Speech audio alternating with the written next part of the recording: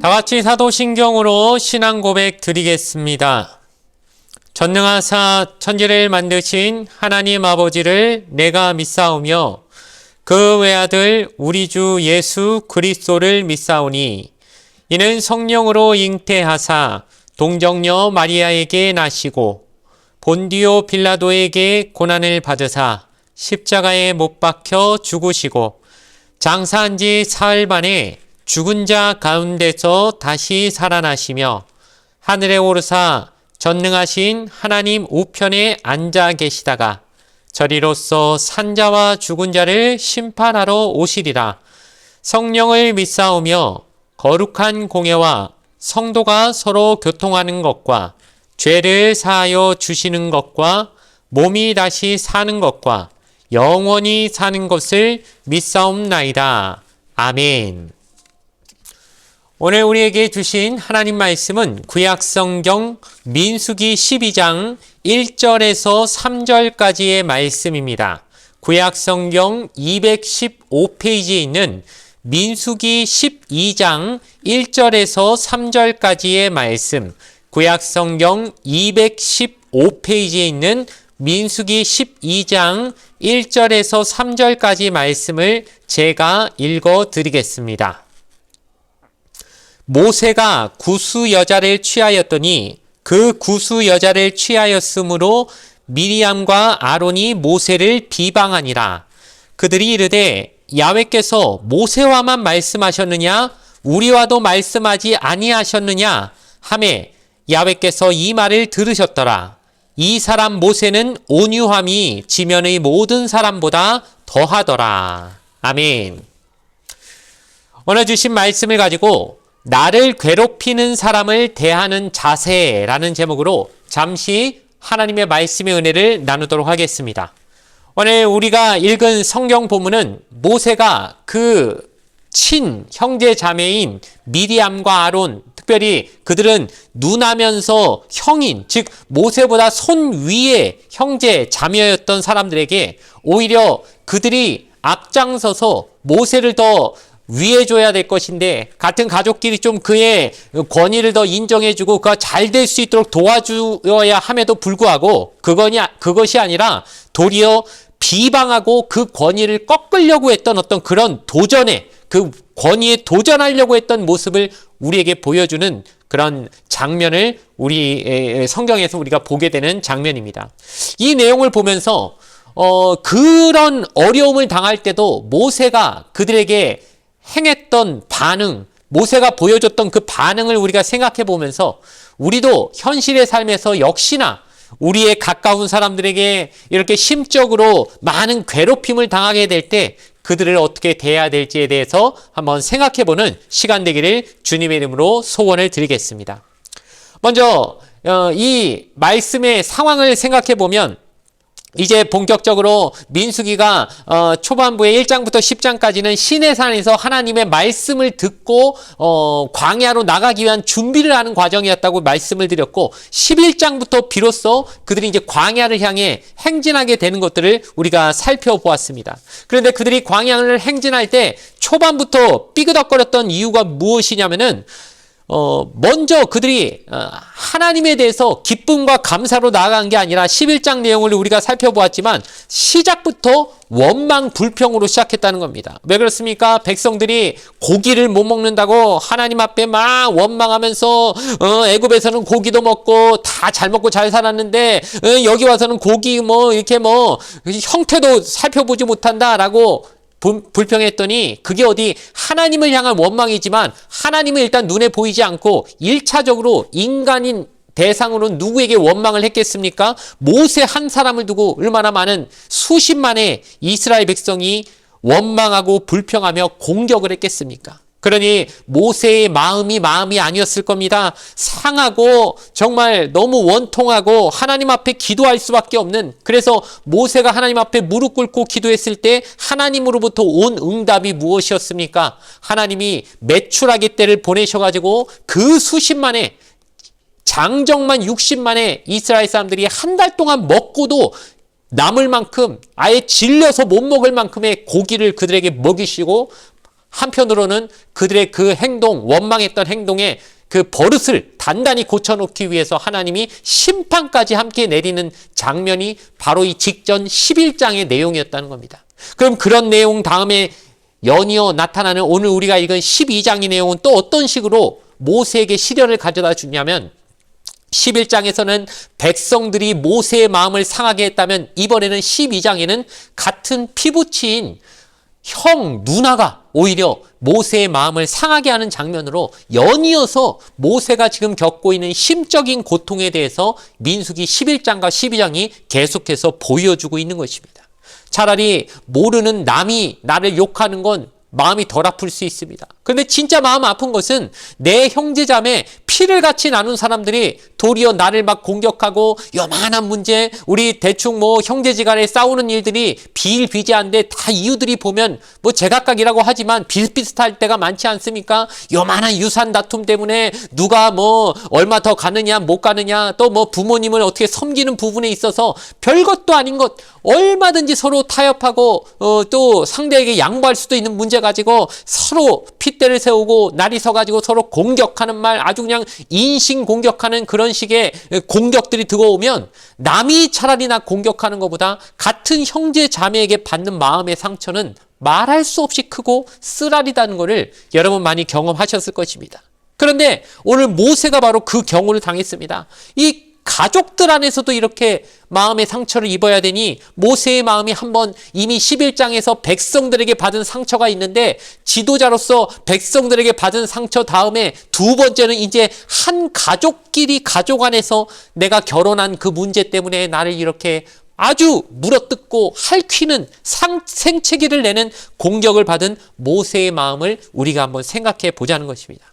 그런데 그 미리암과 아론이 왜 모세를 비방했나요? 성경에 보니까 그 모세가 이방 여인하고, 여기 구스 여인이라고 나와 있는데 지금의 에티오피아를 뜻하는 것입니다. 에티오피아 나라의 그 여성을 모세가 아내로 맞아들인 그 문제를 가지고 공격을 했다는 것이죠. 그런데 우리가 성경만 읽어봤을 때는 정확한 상황을 알 수 없는 게 이게 좀 도덕적으로 윤리적으로 정말 문제가 되는 상황인지 아닌지를 좀 따져볼 필요가 있지 않겠습니까? 그런데 모세가 지도자로서 예를 들어 자기 본처가 있는데도 불구하고 일종의 두 번째 부인으로서 첩같이 그 여인을 데려왔다면 진짜 좀 윤리적으로도 문제가 있다고 말할 수 있지 않겠느냐라고 하는 그런 의견도 충분히 우리가 들어볼 수 있는 것입니다. 그런데 정말 그런 상황인지 성경 안에서는 명확히 나와 있지 않지만 유대 역사가인 요세푸스에 의하면 모세의 첫 번째 부인은 이쯤 죽었다. 그러니까 이미 죽은 상황이었다. 그래서 모세는 이제 본 부인, 어떤 첫 번째 부인이 죽고 나서 그리고 나서 사별 후에 이 에티오피아 여인과 결혼한 것이다 라고 이렇게 역사가가 기록을 남겨두고 있다고 합니다. 그러면은 그것을 인정한다면 모세가 도덕적으로 비방받을 만한 상황이 좀 아니라고 볼 수 있지 않느냐.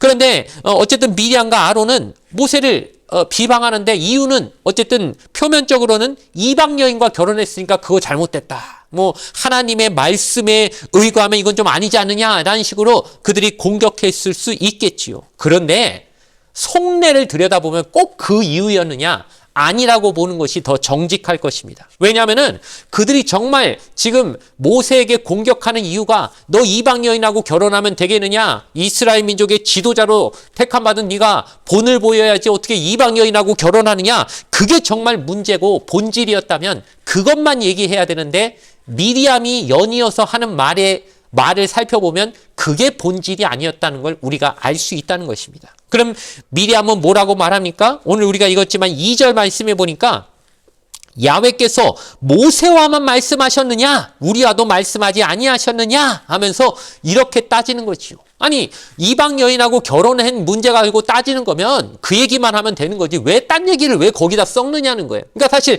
이게 진짜 이유라는 걸 우리가 알 수 있죠. 그 진짜 이유가 무엇이냐?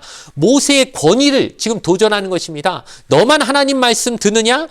하나님이 너와만 그 뭐 1대1로 그렇게 하는 거 아니지 않느냐? 우리한테도 말씀하시지 않느냐? 그러니까 우리도 너보다 못한 게 없다. 그러니 너 이런 식으로 잘못하는 거 우린 얼마든지 꾸짖고 책망할 수 있는 그런 사람들이다 라고 하면서 모세를 깎아내린 만큼 자신들의 권위를 드러내려고 하는 것이 진짜 이유였다는 것을 여기서 우리가 분명히 알게 되는 것이죠. 그런데 하나님께서는 그들의 말을 어떻게 생각하셨습니까? 매우 못마땅하게 생각하시고 하나님은 누구 손을 들어주셨느냐? 결국 지도자 모세의 손을 들어주셨다는 것을 우린 알 수 있습니다. 그래서 그 결과로서 어떻게 되냐? 미리암이 문둥병에 걸리게 되고 모세가 그 미리암을 위해서 간절히 구했더니 나중에 그 병이 낫게 되는 장면들을 우리가 생각해 보게 되는 것입니다. 그런데 우리 여기서 또 한 가지 궁금점이 생기죠. 저도 이제 어렸을 때는 이 얘기를 그냥 듣고 알고만 있다가 좀 나이가 많아지고 이제 대학생 이상이 되다 보니까 생각을 하게 되지 않습니까? 한 가지 굉장히 궁금했던 점이 무엇이냐면은 아니 하나님 미리암도 모세를 비방했지만 아론도 같이 비방했다면서요. 그럼 벌을 주려면 똑같이 줘야지 왜 미리암만 문둥병 걸리게 하시고 아론은 안 걸리게 하십니까? 뭐 하나님 남녀 차별하는 분 아니지 않습니까? 우리가 얼핏 생각해 보더라도 같이 잘못했으면 같이 똑같이 벌을 받아야지 뭐 누구는 뭐 병 걸리고 누구는 좀 봐주고 이거 뭔가 하나님이 하시는 일이 공평해 보이지 않는 그런 어떤 그 난제가 생기는 것이죠. 그런데 이 부분에 대해서는 제가 이 본문이 나름 중요하다고 생각해서 오늘 하루에 이 설교를 마치는 것이 아니라 연이어서 다음번 새벽 설교까지 두 번에 걸쳐서 이 설교를 하려고 합니다. 그래서 오늘 그 이유가 무엇인지는 다음번 설교를 통해서 여러분에게 말씀을 드리겠습니다. 어쨌든 우리가 오늘 확실히 생각해 봐야 될 것은 미리암이 하나님 앞에 벌을 받은 이유, 그리고 미리암이 모세를 비방했던 그 모습이 하나님 보시기에 못마땅했던 그 이유들에 대해서 우리가 생각을 해봐야 된다는 것입니다. 그럼에도 불구하고 모세가 그 미리암을 위해서 간구했고 그래서 미리암의 병이 낫게 되는 이 상황에서 우리가 오늘 정말 말하고 싶고 또 배워야 될 자세라고 생각하는 것은 모세가 보인 태도, 모세가 그 자신을 괴롭히는 사람들에게 취했던 자세와 태도를 한번 생각해 보며 교훈을 얻어야 될 줄로 믿습니다. 첫 번째로 생각해 볼 것은 나를 비방하고 나에게를 공격하고 괴롭히는 그 사람들에 대해서 원망과 분노를 마음속에 쌓아두지 말려고 노력해야 된다는 것이죠. 우리가 흔히 용서란 것은 무엇입니까? 나한테 잘못한 사람에 대해서 원망하거나 분노하는 마음을 내려놓는 것을 말하는 것이죠. 그런데 나를 비방하거나 괴롭히는 사람이 있다면 당연히 인간인지라 그런 사람들에 대해서 나도 분노가 나도 감정이 있고 당연히 부정적인 감정이 생겨나는 것은 너무도 기본적이고 당연히 일어나는 반응입니다. 그때 화 안 난다는 게 이상한 사람이지 화나고 분노가 치밀게 돼 있다는 것입니다. 그럼에도 불구하고 성경 특별히 에베소서 4장 26절 말씀에 해가 지도록 분을 품지 말라고 하나님이 우리에게 말씀하신 이유는 그렇게 분을 마음에 쌓아둬봐야 결국 누구 손해냐면 내 자신이 손해이기 때문에 나를 생각해서라도 이 분노와 그 사람을 향한 증오의 감정을 최대한 덜어내려고 노력하는 게 나에게 유익하다는 것을 하나님은 알고 계시기 때문입니다. 여러분, 나를 괴롭히는 사람이 특별히 저 지구 반대편에 사는 사람이 나를 괴롭힐 일은 없습니다. 왜냐하면 평생 가야 한번 만날 일도 없기 때문이죠. 정말 나를 많이 괴롭게 하는 사람은 어떻게 보면 자주 만나고 나하고 인간적으로 가깝고 관계적으로 말하면 내 근방에 있는 내 테두리 안에 있는 사람들이 결국 나에게 상처를 줘도 훨씬 더 많이 주게 된다는 것 우리가 경험적으로 알게 됩니다. 그런데 그런 사람과 계속해서 미운 감정을 가지고 살다 보면 계속 부딪혀야 되고 늘 그 사람과 맞닥뜨려야 되는데 그때마다 내 마음의 상처를 쑤시고 그 흉터를 자꾸 자극하게 되는 상황이 벌어질 때 내 자신이 얼마나 괴롭겠냐는 것입니다. 그러니 나를 비방하고 괴롭히는 그 사람에 대한 감정을 내 안에 품고 사는 것은 결국 나에게 이롭지 못하니 하나님이 우리에게 신구약 성경을 통해서 자주 하시는 말씀이 무엇입니까? 원수를 사랑하고 원수를 대한 네 그 감정을 너가 풀려고 하지 말고 하나님 앞에 맡겨라. 특별히 로마서 12장 말씀에 원수를 차라리 사랑하고 그가 목마르거든 마시고 그가 배고프거든 먹여라. 그것이 바로 그 머리에 숯불을 올려놓는 것과 같이 하나님이 그를 대신 갚으시리라 말씀하신 그 말씀 안에서 우리가 깨달아야 되는 것은 분노의 감정으로 내 안에 가득가득 쌓아놓는 것이 결국 해결책이 아니라는 것을 알려주시는 말씀이란 걸 기억하며 우리가 아무리 감정적으로는 나를 괴롭히는 사람에 대해서 부정적인 마음이 생겨나고 분노의 감정이 나타나고 터져나려고 하더라도 그래, 이것이 결국 나를 죽이는 것이지, 나를 해하는 것이지, 내가 나를 칼로 내 살을 찌른 것과 같은 행동이니 나를 자해하지 말고 차라리 이것을 내 마음속에서 빼내려고 노력하자라고 하는 이 기본적인 자세를 가지려고 그런 생각 가지고 살아가시기를 주님의 이름으로 부탁을 드리겠습니다. 두 번째로, 그렇다면 이 원망과 분노, 증오의 감정을 어떻게 빼내야 될까? 인간적인 방법으로는 당연히 불가능한 것이죠. 우리가 용서하라고 아무리 성경이 얘기하지만 내가 용서하고 싶다고 용서가 됐으면 뭐 이 문제가 10년, 20년 끌고 올 필요도 없었겠지요. 그게 쉽게 안 되니까 우리가 쉽게 용서가 안 되고 그래서 몇십 년 동안 우리 마음속에 지금 쌓여있는 앙금 같은 문제들이 여전히 있는 거 아니겠습니까? 근데 무턱대고 가가지고 집사님, 권사님, 하나님 믿는 사람이 왜 그래? 하나님이 용서하라고 했잖아. 용서해! 라고 이런 식으로 말하는 것은 폭력이지 결코 하나님 원하시는 방법이 아닐 줄로 압니다. 우리 인간은 연약해서 절대 내가 용서하고 싶다고 그냥 단박에 용서가 탁 되는 그런 강인한 힘과 능력을 가진 존재가 아니라는 것을 우린 먼저 인정해야 될 것입니다. 그렇다면 어떻게 하란 말입니까? 오늘 모세가 취한 방법을 택해야 되겠죠? 결국 모세도 어떻게 이 문제를 해결했습니까? 하나님 앞에 가지고 나가서 하나님 앞에 기도하면서 이 문제를 극복하지 않았습니까? 결국 자기 자신도 이것을 내가 할 수 없는 일이란 걸 먼저 인정하고 문제의 해결을 하나님 앞에 나아가서 해결을 했다는 사실을 우리는 반드시 배워야 할 줄로 믿습니다. 이 부정적인 감정을 쌓아놔봐야 결국 그것이 나를 망치고 스트레스와 불안과 우울증 등 내 자신을 망치는 길로 나를 끌고 갈 것이기 때문에 하나님, 이 감정을 내 안에 계속 쌓아두고 살고 싶지 않습니다. 그러나 내 능력만으로는 내가 이 문제가 풀려지지 않고 내 감정에 내 상처가 내 분노가 스스로는 사라지게 만들 수 없으니 하나님 도와달라고 이 부정적인 감정에서부터 탈출할 수 있게 이 부정적인 감정으로부터 내가 극복해낼 수 있게 하나님 도와달라고 오직 하나님의 은혜밖에 없다고 하나님 앞에 엎드렸더니 하나님이 결국 모세의 기도를 통해 그 모세를 괴롭혔던 원수 같은 미리암을 고침받게 하시고 이를 통해 미리암이 그 다음부터는 모세한테 어떻게 했을까요?